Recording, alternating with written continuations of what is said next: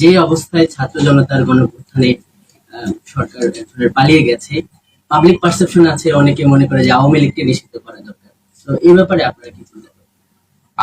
আপনি দেখেছেন আমাদের অ্যাটর্নি জেনারেল অফিস থেকে যখন আওয়ামী লীগকে নিষিদ্ধ করা একটা দাবি উঠেছে হাইকোর্টে, সেই অফিস থেকে এটার প্রতিবাদ করা হয়েছে, এটার বিপক্ষে দাঁড়িয়েছে। ব্যক্তিগতভাবে আমি মনে করি কোন রাজনৈতিক দলকে নিষিদ্ধ করার পক্ষে আমি না, আনলেস আপনার যদি একটু সুশক্তভাবে জঙ্গি তৎপরতা, রাষ্ট্রবিরোধী তৎপরতা, কোট আন কোট যে বিভিন্ন পলিটিক্যাল পার্টি রেটরিক হিসাবে ইউজ করে, সেটা না।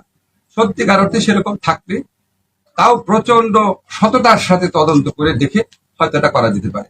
জেনারেল রুল হিসাবে আমাদের সংবিধানে সংগঠন করার স্বাধীনতা আছে। আওয়ামী লীগ বাংলাদেশের স্বাধীনতা সংগ্রামে নেতৃত্ব প্রদানকারী দল, বিভিন্ন গণতান্ত্রিক সংগ্রামে এই দলটার অবদান ছিল।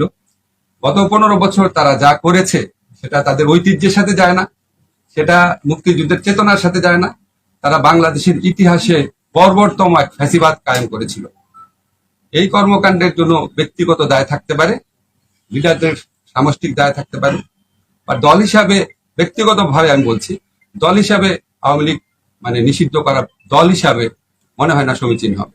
স্যার, আমি একটা প্রশ্ন করতে চাই। স্যার, আওয়ামী লীগ যখন ক্ষমতা ছিল তখন তারা একটা দলকে সন্ত্রাসী সংগঠন বলতো। এখন আওয়ামী লীগ ক্ষমতায় নেই, এখন অনেকে আওয়ামী লীগকে সন্ত্রাসী সংগঠন বলে বিভিন্ন রকম সাম্প্রতিক হত্যাযজ্ঞ করে। আসলে সন্ত্রাসী সংগঠন আর কি ধরনের সংগঠনকে সন্ত্রাসী সংগঠন বলা উচিত? কি ধরনের, এটা তো আপনি মানে খুবই জটিল টেকনিক্যাল কোয়েশ্চেন করেছেন। এটা একটা বিশেষজ্ঞ পর্যায়ে মতামত ছাড়া বলা সম্ভব না। চেতনা বুঝে কি ডেমোক্রেটিক বৈষম্যহীন শোষণহীন সমাজ, এটাকে ধ্বংস করার জন্য যারা আপনার সিস্টেম্যাটিক্যালি মানে তাদের সশস্ত্র একটা সংগ্রাম করে, একদম প্রাইমারি চিন্তা করে আপনাকে বলছি। তবে আমি মনে করি যে